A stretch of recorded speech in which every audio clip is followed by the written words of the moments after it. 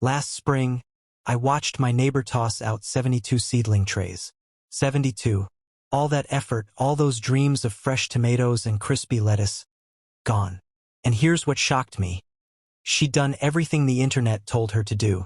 The problem? She was following advice that actually sabotages your seeds before they even have a chance. Today, I'm pulling back the curtain on the 5 sneaky traps that kill more seedlings than pests and disease combined. And trust me, number 3 is probably happening in your setup right now. Hey there, garden friend. Welcome back to Earthly Gardening, where we grow big results on small budgets. If you're new here, I'm so glad you found us. We're all about practical, real-world gardening that actually works without emptying your wallet. Before we dig in, do me a quick favor. Hit that subscribe button and tap the bell so you never miss our budget-friendly growing tips. And here's my challenge for you today. Stick around until the end because I'm sharing a ridiculously simple fix that'll boost your germination rate by up to 40%. And it costs absolutely nothing. Now, let's get into these mistakes so you can dodge them completely this season. Mistake 1. The light starvation trap. So let's jump into mistake number 1, and this is where most people lose before they even start. Light starvation. I know the assumption. My seedlings are by a sunny window, they're fine. They're not. That window light is creating weak, desperate seedlings. They sprout, then stretch taller and thinner, reaching for light that never fully arrives. That leggy growth is your warning sign. Here's why it happens. Window light comes from one direction, so seedlings bend and stretch toward it. On top of that, window glass filters out much of the light spectrum plants actually need. They're getting some light, but not enough to grow strong. And once stems stretch and weaken, they never fully recover even with perfect care later. The fix is simple and cheap. Use a basic shop light fluorescent or LED works fine. Hang it about 3 inches above the seedlings and keep it there as they grow. Run the light 14 to 16 hours a day, ideally on a timer. This gives seedlings even, consistent light and keeps them short, thick, and sturdy. Make this one change, and your seedlings stop stretching and start building real strength from day 1. Mistake 2. The overwatering obsession. Alright, mistake number 2 is painfully common. Overwatering. Seedlings make us want to overprotect them. We see dry-looking soil and reach for the watering can. But here's the hard truth. Too much water kills more seedlings than anything else. The damage happens underground, so by the time you notice, it's usually too late. When soil stays constantly wet, roots can't breathe. They need oxygen. Soggy conditions suffocate them and invite fungal diseases like damping off, where seedlings suddenly collapse at the soil line. Once that happens, there's no recovery. What most people don't realize is this. Seedlings actually prefer to dry out slightly between waterings. That dry down forces roots to grow deeper and stronger. Constant moisture creates weak, shallow root systems. So skip the schedule and use the finger test. Stick your finger about an inch into the soil. If it's still moist, don't water. If it's dry, water thoroughly until it drains from the bottom, then leave it alone. For extra protection, use bottom watering. Set trays in a shallow pan of water and let the soil absorb moisture from below. It keeps the surface drier and dramatically reduces fungal problems. Make this one change and most seedling issues disappear. Quick pause here. If you're finding this helpful, smash that like button so more gardeners can discover these tips. And drop a comment below telling me which mistake you've been making. Don't worry, we've all been there. I made every single one of these when I started out. Now, let's keep going because mistake number 3 is the one that shocked me most. Mistake 3. The temperature trickery. Mistake number 3 is what I call temperature trickery, and it catches even experienced gardeners. Your house feels comfortable to you, so it must be perfect for seedlings, right? Not quite. The issue isn't daytime temperatures. Most people get those right at 65 to 75 degrees Fahrenheit. The real problem happens at night. Seedlings need a temperature drop after dark, ideally 10 to 15 degrees cooler than daytime. This mimics nature and signals plants to build strong roots instead of just leafy growth.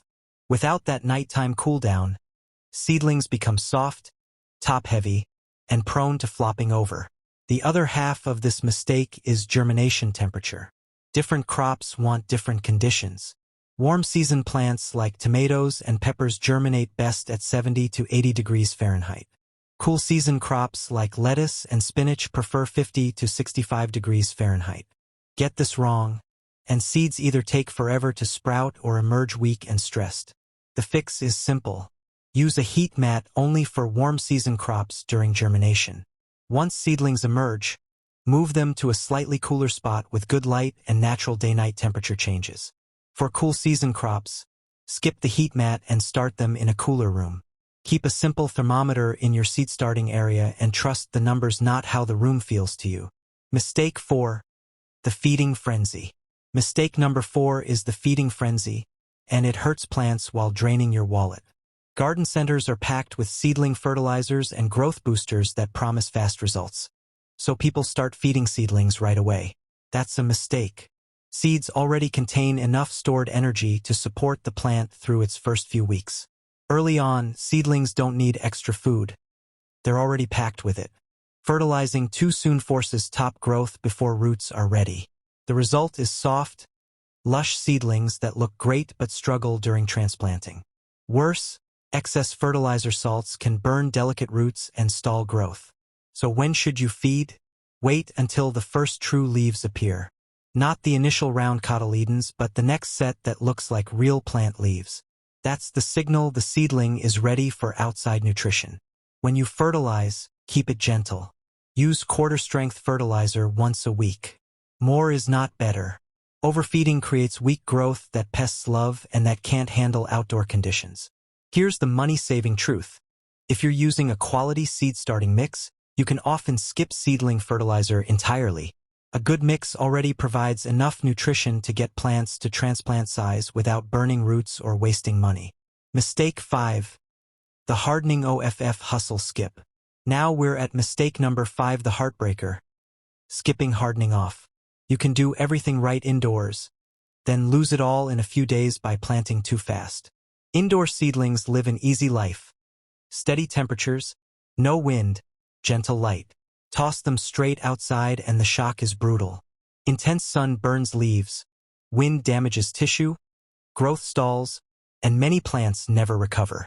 This is completely preventable. Hardening off isn't complicated. It just takes patience. Start 1 to 2 weeks before transplanting. Day 1.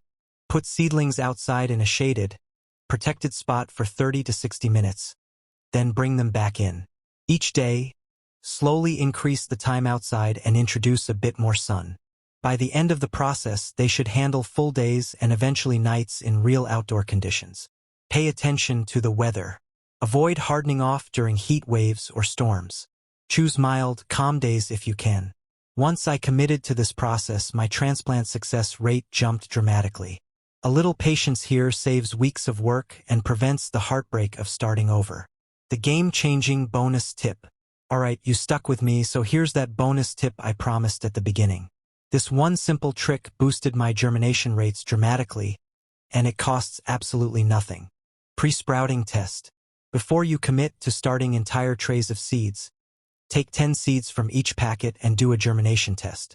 Dampen a paper towel, place the seeds on it, fold it over, stick it in a plastic bag, and put it somewhere warm.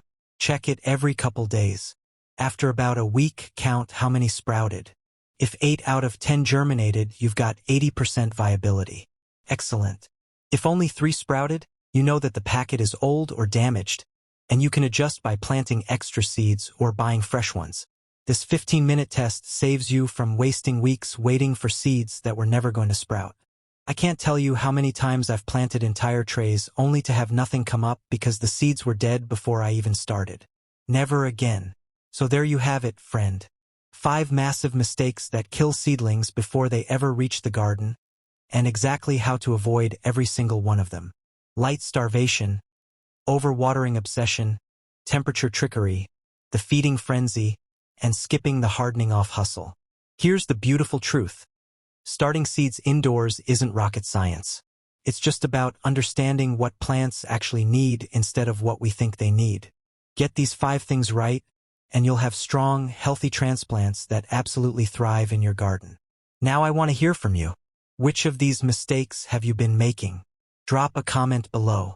No judgment here, we're all learning together. And if you found this helpful, share it with a gardening friend who could use these tips.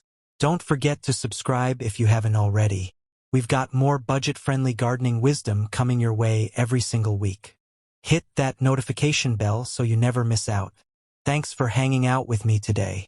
Now get out there, start those seeds the right way, and let's grow something amazing together. I'll see you in the next one. Happy gardening!